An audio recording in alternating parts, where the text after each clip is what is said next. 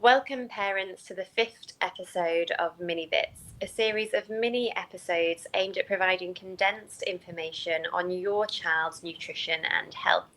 I'm your host, Nicola, with my co-host, Chris.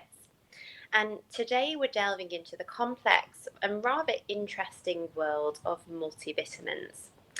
Now, supplements, whether they're dietary or nutritional, are like the sidekicks to your diet.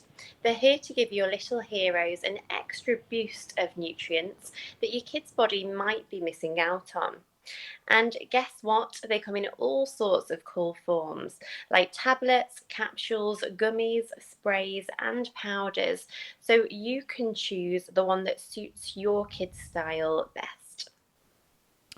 Yes, now it might sound all confusing at the start with the numerous vitamins that exist out there, but we're here, of course, to make things simple, as always. So, allow us to give you a scoop. Now, the government advises that all children between the ages of 6 months and 5 years should receive daily vitamin supplements containing vitamins A, C, and D.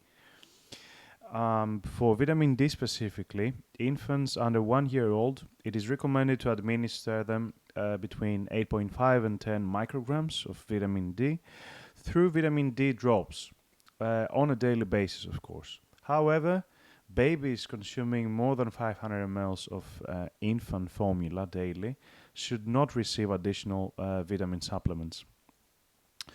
D supplements to be precise. Now, children aged 1 year and above should receive 10 micrograms of vitamin D per day, particularly during autumn and winter months where there's not enough sunshine. Certain groups, such as those with limited outdoor exposure or those with darker skin tones, are encouraged, of course, to consider vitamin D supplementation throughout the whole year. And that's really interesting stuff. But moving on to vitamin A, having too little vitamin A can also be a common problem amongst children. When it comes to vitamin A in supplements, it's good to aim for up to about 50% of the daily reference intake, as vitamin A in very high amounts may cause toxicity. The same applies to other fat soluble vitamins, as we call them, which are vitamins A, E, and K. Make sure your kid's supplement does not exceed the recommended intake for vitamin E and K. If the multivitamin does not contain any or not enough vitamin D, do use a separate vitamin D supplement to top up your kiddo's daily intake to ensure that 100% of the reference nutrient intake is met. Now, vitamin C is also recommended to be supplemented at least up to 5 years old, due to some children not eating enough fruits or vegetables. Vitamin C is a water soluble vitamin which will not cause toxicity, even in higher amounts. So, those kids that do take it slightly in excess will end up weeing it out in the toilet. Make sure your multivitamin covers around 50% of the daily recommended intake. The same can apply for the rest of the water soluble vitamins, such as B1 and B2. Now, all the reference intakes can be found on the nutrition.org.uk link, which we have left in the description. Now, Chris, do you have any other tips on choosing the right brand? Yeah, definitely. So, when picking out supplements, stick, of course, to the classics like your neighborhood pharmacy or supermarket, and try and steer clear of mysterious online sources. Give the label a once over, checking for dosage info and an expiration date, of course, because you don't want any surprises with your supplements. And before you commit, run it by the pros, like we always say, which are your doctor, your registered dietitian, or your pharmacist, to make sure it's really what your child needs. Think of it as a supplement scavenger hunt, just with fewer prices and more peace of mind, of course. Now, you might be asking what are the risks of popping a supplement and if are there any actually. So, in terms of quality, of course, watch out for those internet fines. As I mentioned, they might not meet the UK standards or pass the reliability test. They could skimp on the good stuff, of course, or sneak in some not so great ingredients.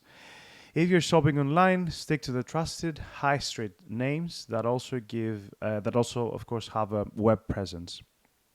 Now, in terms of quantity, of course, don't go overboard. We mentioned it earlier.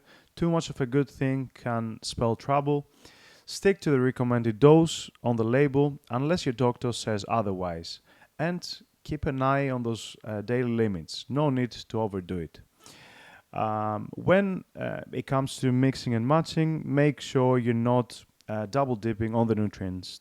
Taking it a multivitamin, check if it already has what you need before reaching for more. As we mentioned, you might need to, for example, take a multivitamin and add on top of it some vitamin D. We're all about keeping it simple and safe here, no need for nutrient overload. And another example would be to don't play mix and match with cod liver oil, although it's not something we recommend, and vitamin drops. It's like wearing socks with sandals, just not a good combo. Stick to one supplement with the right dose of vitamin D, A, and C, and you're most likely good to go. And as I mentioned earlier, and as we always say, chat with a pharmacist, your GP, or an RD to pick the perfect supplement for your kiddo. Lastly, always check the amount of tablets or capsules you need, or your kid needs, basically, to meet the intakes labeled. Some multivitamins may require your child to get 2 or even 3 of those capsules to provide the nutrients in the percentages labeled. All right, parents, that's a wrap for today's episode of MiniVits. Thanks for joining us as we delved into the world of kids' multivitamin supplements. Remember, staying informed and proactive about your child's health is key. Until next time, keep those questions coming and most importantly, keep your little ones healthy and happy.